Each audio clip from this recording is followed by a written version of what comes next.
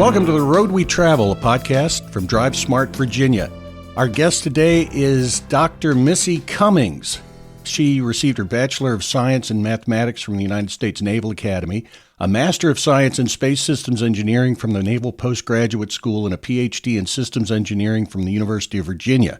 She spent 11 years as a naval officer and was one of the Navy's first female fighter pilots. She flew an FA-18 Hornet. After the Navy, she became an assistant professor at Virginia Tech in the school's Engineering Fundamentals Division. After obtaining her PhD at the University of Virginia, she became an associate professor of aeronautics and astronautics at the Massachusetts Institute of Technology. In 2021, National Highway Transportation Safety Administration named her as a new senior advisor for safety. She now is the director of George Mason University's Autonomy and Robotics Center and a professor at the university. Her research interests include human supervisory control, artificial intelligence, human autonomous system collaboration, and human-robot interaction, human systems engineering, and the socio-ethical impact of technology. That's quite a career. Yeah, it makes me tired just hearing you list it all. Well, what I want to talk to you about, I thought it would be an interesting conversation to have as we, in my opinion, are right now in the most dangerous time in this inevitable, it seems, move toward autonomous vehicles. Because right now, we don't have fully autonomous vehicles, passenger cars, on the market. What they are is they're very advanced driver assistance systems, in my opinion. And what we're doing is we're delegating some of the driving not responsibility, but the function to the vehicle. But we're asking drivers to still be the driver, that they have to pay attention to what the vehicle is doing and make sure nothing goes wrong, because driver assist systems can make mistakes, as we know. My question to you is, where are we on that timeline? And are we going about this the right way? Are we being careful enough? Well, I think, first of all, I'm going to, do the worst thing ever is to start disagreeing with the host right away. Okay. But I would say that there are actual real self-driving cars in some markets in the United States. Waymo has commercial operations in California and in Texas.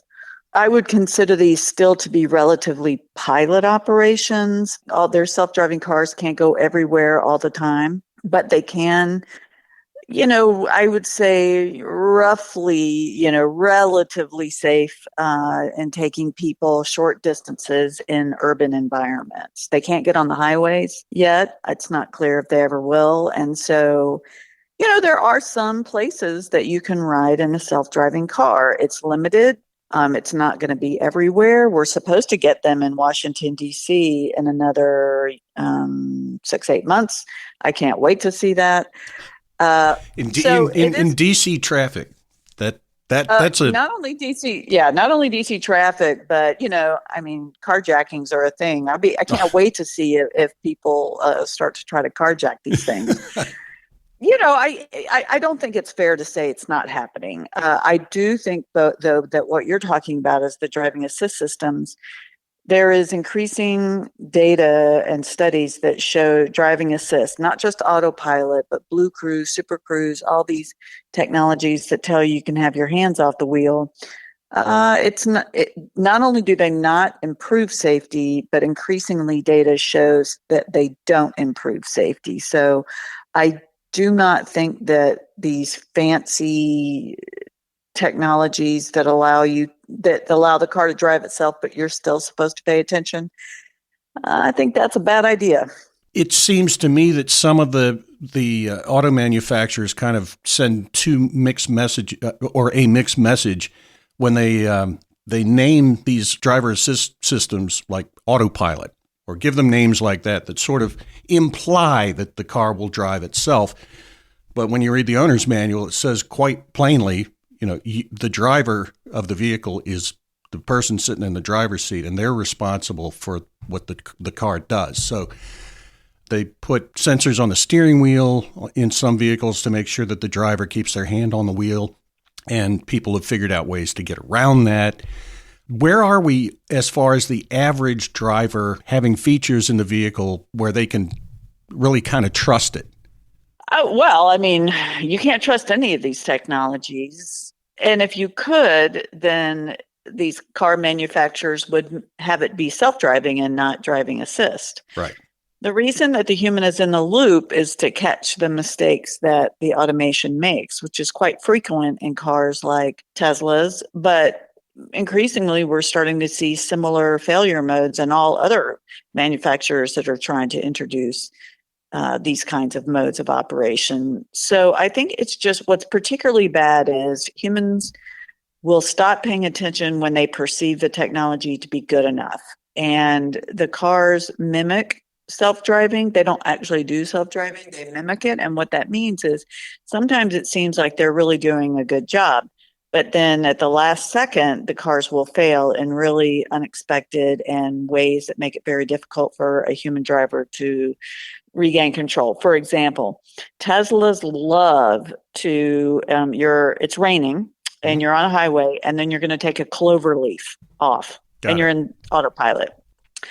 Right as you get to the turn on the clover leaf, the car will just give up and it's like, ooh, this is too hard for me. It's raining and I'm just going to turn over control back to the driver right now. And this is the worst possible time because if you're not paying very close attention, you'll miss the reversion of control back to you and you go flying off the clover leaf because there's a turn and you just keep going straight. We've seen this crash mode over and over and over again. And so, again, I'd like to point out to everybody, this just isn't a Tesla problem. It's a everyone problem. Just Tesla has the most cars on the market right now that have these technologies, and these crashes, are quite. If I'm a NASCAR person, I'm going to say they're spectacular. These, people, and it's clear that people are not paying attention. So Tesla just recently announced that if you're tired, this is the best time to engage full self-driving. If you're tired. I do occasional expert witness consulting. When I saw that headline, I'm like, ooh, business is going to go up because if you're tired, that is the worst possible time to engage autopilot. Well, and as humans, we're terrible at watching a machine do something for us. I guess having your own self-driving car is interesting for maybe the first month or two, but then you get tired of watching the paint dry. You're like a semi-passenger. The mixed message is what concerns me, that the consumer isn't getting the message that this is not a technology that you can just climb in the back seat and go to sleep while you're on your way to Florida. You've got to still be part of the system. Are manufacturers doing a good job of keeping the driver in the loop, like you just described, that if you're tired, we always tell people if you're tired, you need to get off the road and get some rest. Yeah, and I think what we're going to see is we're seeing more improvements, although I'm not sure that I would say the improvements that we've seen have been good enough. So for the longest time, people had torque steering wheel monitors to determine whether or not they were paying attention. And this is not a good approximation for attention. So then car manufacturers, including Tesla, started to move towards in-cabin cameras. Mm-hmm. And those use AI to watch you to see if you're not paying attention, if you're tired, fatigued. And these can be good, or at least better than the torque steering monitor, although AI has a lot of failure modes in it. And it just begs the question that if you're telling people they can use full self-driving when they're fatigued, and then what that means is that the camera monitoring system on the driver has had to disengage its monitoring system, because you're now telling people they can use it when they're fatigued. I see. So, right, it just doesn't make sense. Like, either you're going to hand over control to people when they're fatigued or you're not. And if you're not going to, then when the car makes a mistake at the last possible second, like on the cloverleaf example, then you're going to crash. So Tesla famously does not have a human factors division. And this whole recent announcement about fatigue and full self-driving just really highlights that in a not a good way. Mm. Well, you mentioned AI, and it seems companies have just rushed to embrace artificial intelligence for whatever they're doing. It seems every website, every search engine has an artificial intelligence search assistant. I had an interesting experience last week. Someone contacted us at Drive Smart Virginia because they were typing their name into a search engine. And in the suggestions, the suggestions that drop down while you're typing in your search query, suggested a search that implied this person had been fired from a previous position for alcohol use. And it's underneath that, it had two little logos, and one was our logo. So assuming that the information had come from our website, this person contacted us. Well, that's not the case. And this person was very upset, but there was really nothing on our end that we could do to help them. As companies rush to get into artificial intelligence, are we going too fast? Are we outpacing our own, human intelligence? Yeah, I think the case that you raise, it just goes to show you that generative AI is notoriously bad. Just like AI in a car mimics safe driving, generative AI mimics intelligence, but it has no intelligence. Generative AI is nothing more than linear algebra on steroids. Math doesn't know, it doesn't understand, it doesn't predict outcomes that have never before been seen. So I just think that people are increasingly ignorant about AI, and we need vast more education at all levels, especially the C-suite in companies, because they're embracing AI, particularly generative AI, and they have no idea what they're doing. I personally ignore all Gen AI summaries. They are constantly wrong. Even OpenAI has admitted that they have a 37% hallucination rate, which is to say, they make mistakes 37% of the time. That's what they're admitting to. I suspect the number is even higher. So, but, I know that because I work in the technology. So if people don't work in this field and they don't have access to the kind of education. There's a war going on right now. And this is true for self-driving. It's true for the use of AI in general. The war is the companies want to make money. I heard Waymo today advertising in this market. So I'm getting advertisements now to ride in Waymo. I mean, I might, maybe, but they're not going to ever be able to take me where I need to go, which is either rural places or to the airport and get on the highway. And they just can't do that right now. So, we're being flooded with advertisements and marketing to tell us that if you're not using AI, then you're behind, you're going to lose your job. AI is going to replace your job. And none of this is true. But, it's a marketing war. And if you don't have the education that you need to know when it's true and when it isn't, then you're going to fall in that trap. And that made me think of something else about AI, which I've noticed in using it. And that is at least most of what we use is language-based. The better you are at entering or describing what you want the AI program to make for you, the better the result will be.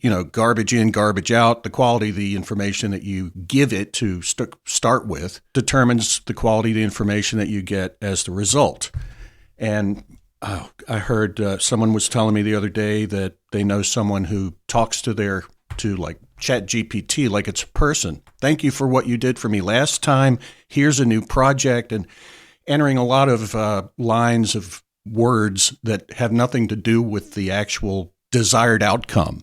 So education, not just being able to tell the difference, but knowing how to use AI effectively and get the result that you're looking for. I think right now we're on a real steep learning curve for the average person. So I'm going to disagree with you again, Okay. And you're never going to invite me back. No, I will. So I agree that you can, if you know what you're doing with the prompting, you can get better results, but you cannot get error-free results. I mean, I think this is so important for people to understand.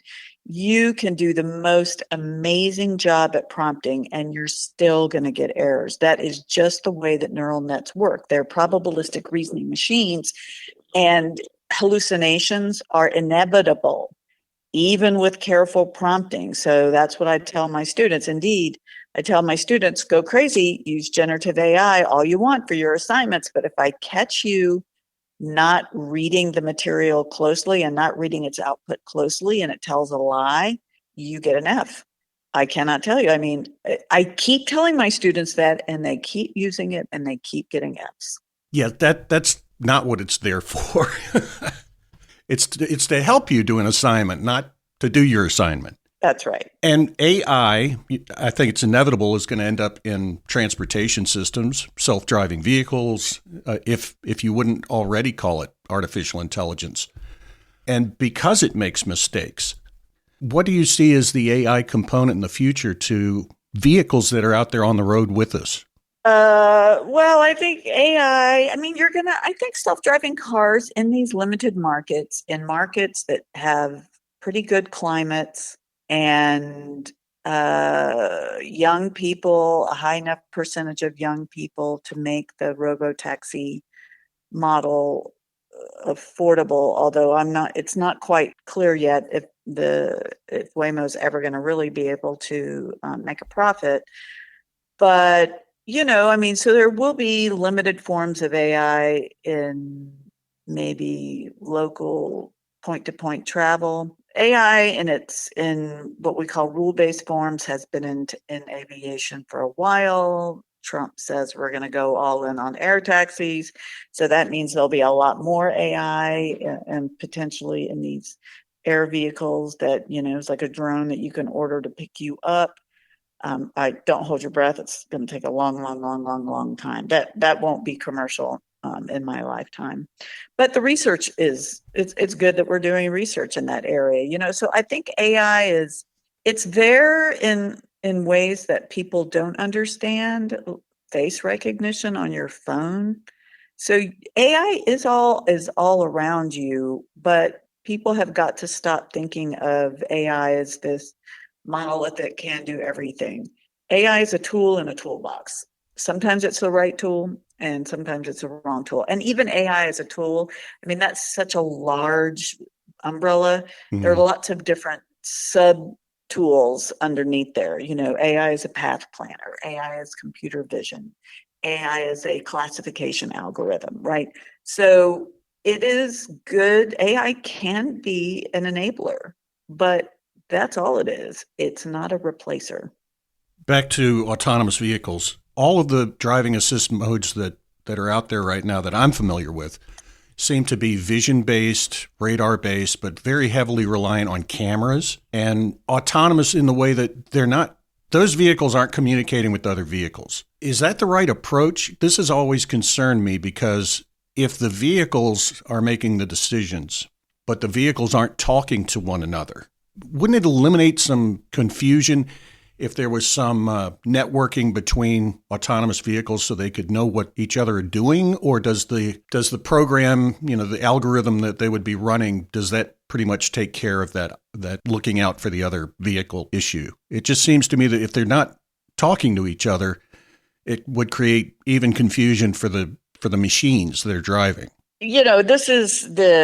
People want to believe that external connectivity is going to solve these problems.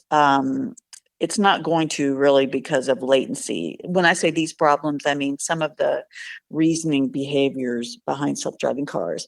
That being said, I don't know that Waymo is not having vehicles talk to each other. Indeed, I suspect, they're a pretty smart company. I suspect they are trying to get the vehicles to at least, particularly in parking lots where, when they bring all the vehicles home at night, I would be shocked if they weren't developing algorithms and communication protocols between the vehicles. So I think that people are looking at that, but when a lot of people want to say, well, I to V, infrastructure to vehicle, there's going to be a lot of that communication. Maybe one day, but that's a nice to have technology because safety can never be reliant on I to V communications, again, because of latency. So, yeah, I think that will come, but it's actually far less important for that to work than it is just basic threat identification and response in individual vehicles. I think that when we're talking about transportation technology, my warning is actually the same as it is with any kind of AI. You have to be on your toes. And it's more critical if you're in a car. Like if ChatGPT makes a mistake, generally it's not going to kill you. In driving, you have absolutely got to be paying attention at all times if you're in a car with driving assist. We're probably at the most dangerous time ever in transportation industry since the beginning of cars. People have this technology that makes them think the car can do the driving, but the car has failure modes at the worst possible time. Drivers have mode confusion. They don't understand what mode the car is in, leading to these crashes. So I don't see AI as a driving assist technology, really. And indeed, the research is clear. It's not moving the needle on safety, and it may actually make it worse. As far as self-driving goes, we will see. If you're in a city where Waymo is, I think that you're, especially because they're going relatively slow, you're safe to ride around in those cars. Self-driving cars at highway speeds, that's a whole different situation. And I can't recommend that, at least not right now. But, I think it's kind of a mixed bag. Again, this has to, people don't want to have to do a lot of mental gymnastics to ride in a robotaxi or to do work with generative AI. But I've just got news for everybody. You need to. Well, it's been a pleasure talking to you.